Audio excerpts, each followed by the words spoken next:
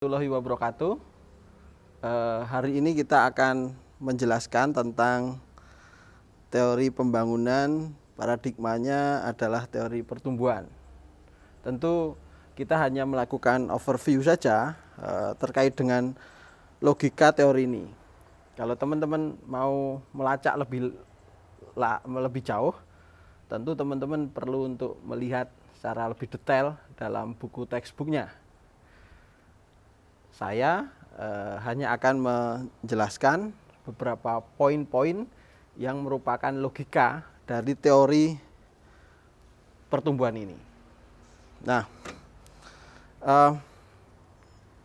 teori pertumbuhan ini muncul kira-kira kalau kemudian kita bisa logikakan, ini karena pada pertemuan sebelumnya kita sudah menjelaskan tentang teori berbasis aset yang kira-kira membagi dunia itu kemudian menjadi dua negara, yaitu negara pertanian dan negara industri, di mana dalam prosesnya negara pertanian itu selalu kalah bersaing dengan negara industri, dan selalu saja negara pertanian itu identik dengan negara yang penuh dengan ketertinggalan, negara yang miskin.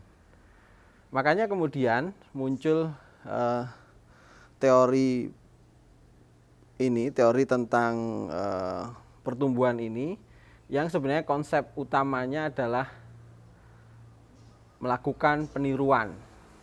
Teori ini kalau dilacak lebih jauh lagi, mungkin nanti bisa masuk ke dalam konsepsi teori developmentalism yang lahir di Amerika pasca Perang Dunia Kedua. Di mana pasca Perang Dunia Kedua, Amerika menawarkan teori developmentalism yang konsep utamanya adalah melakukan peniruan.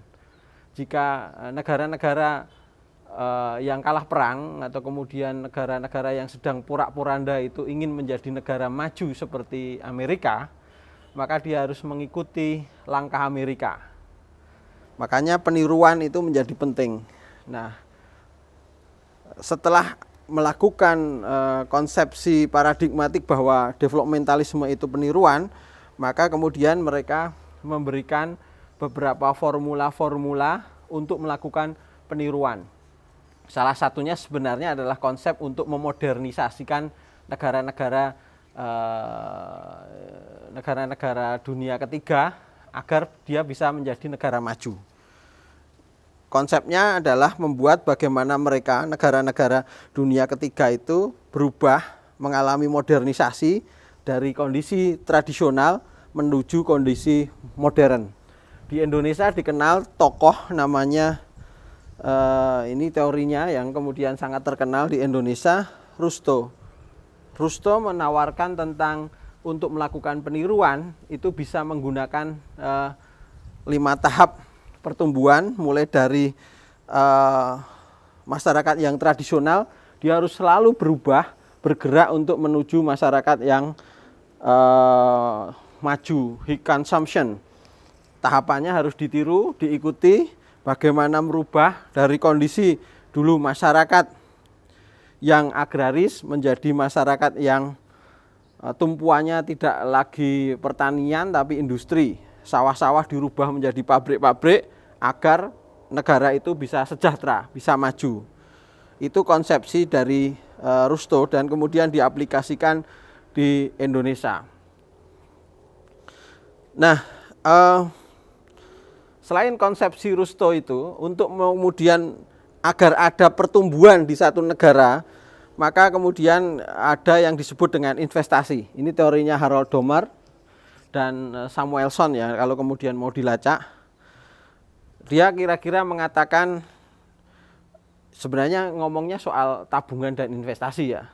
Tapi kira-kira kalau kemudian logika itu disederhanakan, kalau kemudian negara ingin maju, maka butuh investor.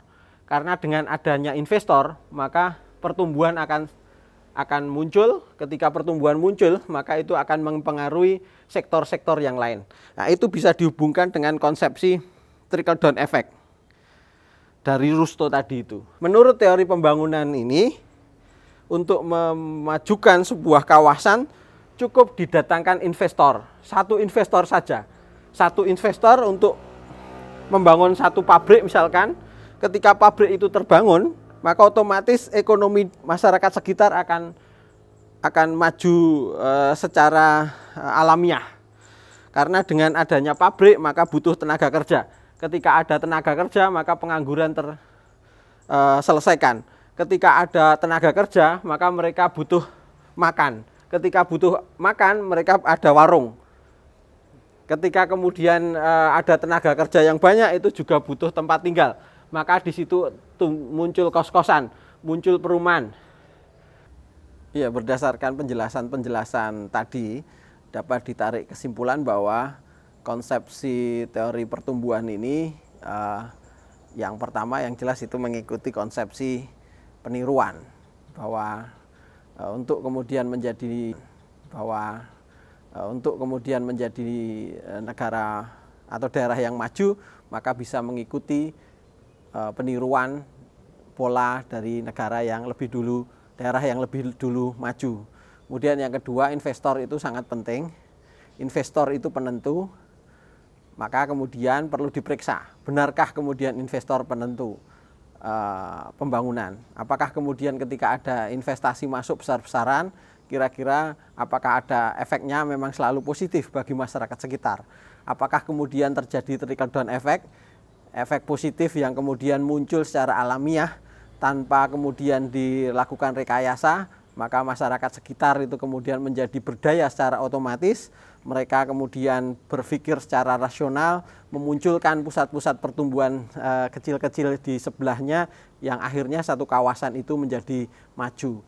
Jadi apakah kemudian pembangunan yang identik dengan infrastruktur itu selalu punya efek positif untuk menciptakan pertumbuhan-pertumbuhan yang lainnya?